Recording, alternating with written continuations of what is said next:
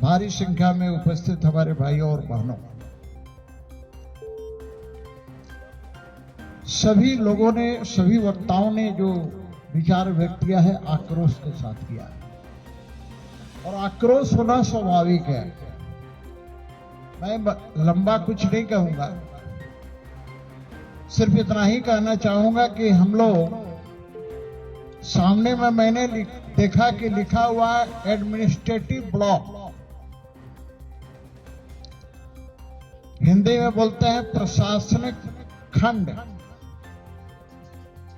तो मैं कहूंगा कि this building belongs to hard board of owl. अब इसको हिंदी में कहेंगे, इस भवन में उल्लू का पट्टा रहता है।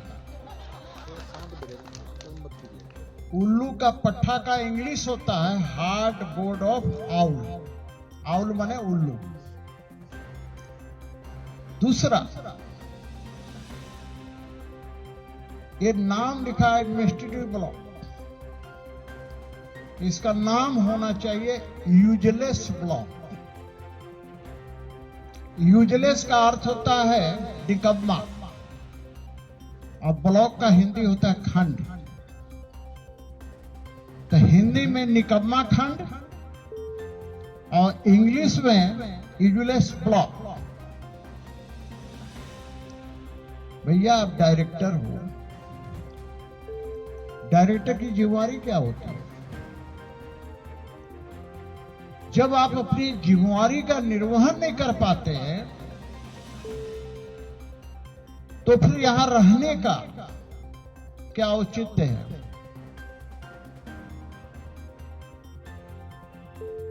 सचमुच में यदि कहा जाए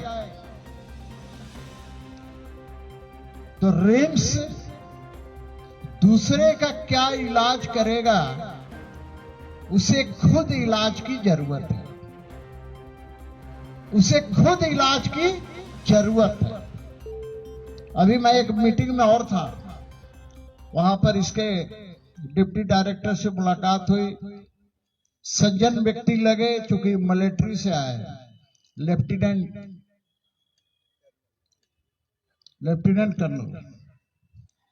तो उनसे बात हुई, उन्होंने कहा कि भाई मैं अपने स्तर से सुधारने का प्रयास कर रहा हूं, लेकिन वाकई में लाइलाज है इसका इलाज। जितना हम और आप समझते हैं ना, वो है नहीं। कारण इसका है कि जिसके बारे में अभी आदित्य साहू जी का गुस्सा जो फूटा, सरकार पर फूटा, तो प्रारंभ वहीं से होता है। जब आप व्यवस्था नहीं देंगे, जब यहां के डॉक्टरों पर, यहां अच्छे अच्छे डॉक्टर हैं लेकिन व्यवस्था खराब है, व्यवस्था ठीक करने की जिम्मेवारी डायरेक्टर पर होती है, निदेशक पर होती है। लेकिन मैंने कहा ना कि ये कामेश्वर प्रसादे है ना, बड़का निकम्मा आदमी है भाई, पद्मश्री है। ये पद्मश्री हो कि पद्म विभूषण हो, क्या फर्क पड़ता है जी? जब आप रिम्स की व्यवस्था ठीक नहीं कर पाते हैं, ये बड़ा बड़ा भवन बना देने से थोड़े होता है। मैं तो आज 1968 से 52-54 साल पहले से इस अस्पताल को देख रहा हूं। पहले और आज में आसमान जमीन का अंतर है। ये पूर्वी भारत का सबसे बड़ा अस्पताल है और यहां सिर्फ झारखंड के लोग नहीं, बल्कि बंगाल, बिहार, उड़ीसा, छत्तीसगढ़, बहुत स्टेट से लोग मरीज आते हैं। क्या है? अब यहां पर आप इमरजेंसी में यदि जाते हैं तो कोई डॉक्टर जल्दी आपको नहीं मिलेगा। स्वाभाविक है, परिचित होगा। कोई आता है दुमका से, गोडा से, फोन करता है कि वहां देखिए कोई सुनने वाला नहीं है, कोई देखने वाला नहीं है, तो आप बात ही तो कर सकते हैं। लेकिन यहां स्थिति इतनी खराब है कि लोग तो बोलते हैं, मरीज बताता है कि डॉक्टर 24-24 घंटा तक देखने वाला नहीं होता। कौन देखता है यहाँ? सबरीलाल जी ज्यादा बेहतर जानते हो। तो यहां जो लड़के पढ़ते हैं वही आकर देखते हैं। अब वो लड़के पढ़ाई कर रहे हैं तो देखकर करेंगे क्या? हाँ, एक्सपेरिमेंट कर सकते हैं। और एक्सपेरिमेंट करने में, पढ़ाई में होता है, लेकिन एक्सपेरिमेंट करने में जब तक डॉक्टर नहीं रहेगा, गाइड नहीं रहेगा, तो एक्सपेरिमेंट में तो मरीज की जान चली जाएगी। दूसरा बात, कभी यहां लड़ाई होता है तो सीपीएस भी मदद करता है, यो बता दे रहा हूं।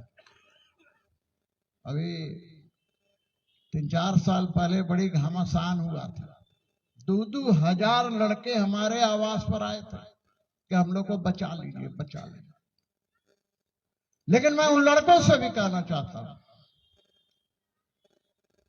आप सोचते होंगे कि आपके माता पिता खर्च करके आपको पढ़ा रहे हैं, लेकिन मैं कहना चाहता हूं कि जितना आपके माता पिता का खर्च नहीं होता है, उससे ज्यादा पैसा टैक्स पेयरों का खर्च होता है। ये प्राइवेट अस्पताल नहीं है, ये सरकारी अस्पताल है। इसलिए गरीबों के साथ, आखिर जो डॉक्टर है, जो डॉक्टरी की पढ़ाई कर रहा है, उसके भी रिश्तेदार कहीं होंगे, कल उनके साथ भी दूसरा डॉक्टर वही व्यवहार करेगा। दूसरा क्या है भाई? सचमुच में मैं एक घटना बता रहा हूं आपको। वैसे तो अखबार में बराबर पढ़ते हुए मारपीट होते रहता है। एक हमारे पार्टी के कार्यकर्ता है, बहुत लोग जानते होंगे, बहुत पुराने, जनार्दन सिंह, एक्सीडेंट कर गए।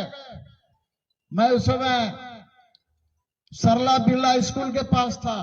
फोन आया कि देखिए ना एक्सीडेंट कर गए, जल्दी रिम्स पहुंचिए। मैं पहुंचा। उनका बेटा प्रोफेसर है, आती जी जानते हैं उनके बेटा को, वो भी था। अब इलाज करने में देरी हो रही थी, मैं पहुंचा, बहस होने लगी डॉक्टर उसमें।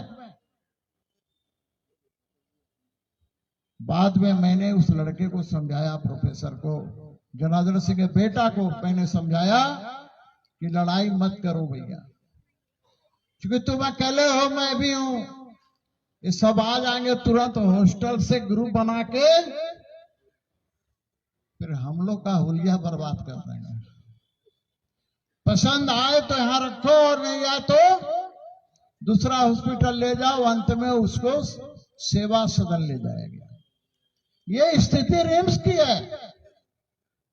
कौन ठीक करेगा इसको? ठीक करने की जिम्मेवारी सरकार की है। ये सरकार सिर्फ नई नई बातों को रखकर और चाहती है कि जनता के आंखों में धूल झोंक दे। यहां 2300 बेड का ये अस्पताल है,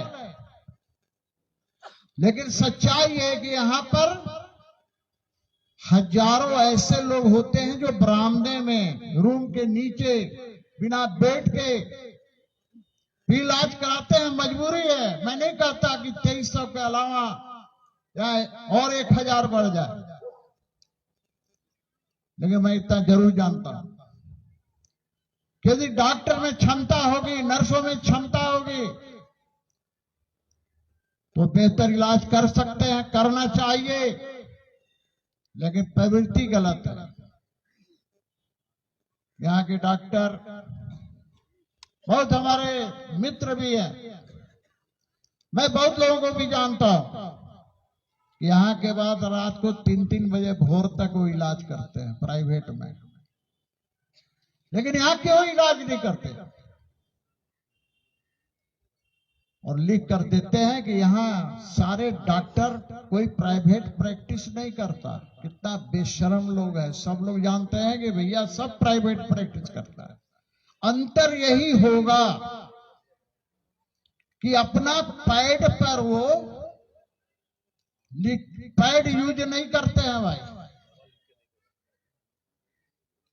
लेकिन प्रैक्टिस सब करता है।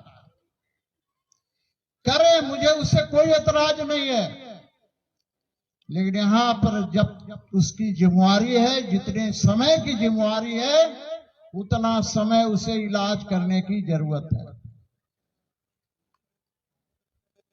मुझे कभी कभी डाउट लगता है भाई, जब यहां मरीजों का इलाज बेहतर ढंग से नहीं होता तो डॉक्टरों का पढ़ाई कैसा होता होगा? ये एमबीबीएस करने वाले कितना सक्षम होके जाते होंगे? मुझे इस पर भी अब डाउट होने लगा है। इसलिए मैं इतना ही कहना चाहूंगा कि राज्य सरकार और राज्य सरकार के मंत्री, यहां व्यवस्था क्यों नहीं हो रही, इसके पीछे भी कहानी है। क्योंकि कांग्रेस की सरकार में हमेशा होता रहा है कि बाहरी एजेंसी से काम कराओ ताकि कमीशन मिलेगा, और यहां से कराओगे तो कमीशन नहीं मिलेगा। संयोग से इस विभाग के मंत्री भी कांग्रेसी ही हैं, और इसलिए मैं कहता हूं कि आज बड़े बड़े अस्पताल, प्राइवेट अस्पताल फल रहे हैं, फूल रहे हैं।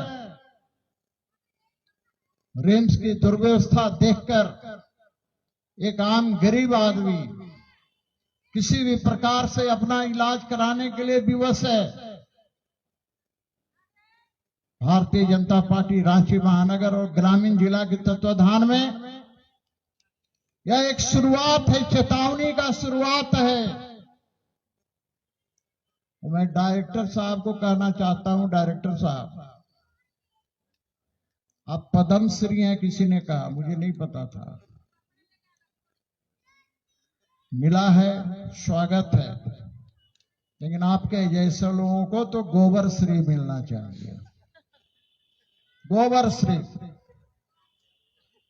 क्योंकि आप उस लायक नहीं है, एडमिनिस्ट्रेशन के लायक नहीं है। डॉक्टर हो सकते हैं अच्छे, मुझे नहीं पता, मैंने कभी इलाज कराया नहीं, और मैं कहता हूं भगवान करे किसी को यह इलाज कराने के लिए आने की आवश्यकता ही न पड़े।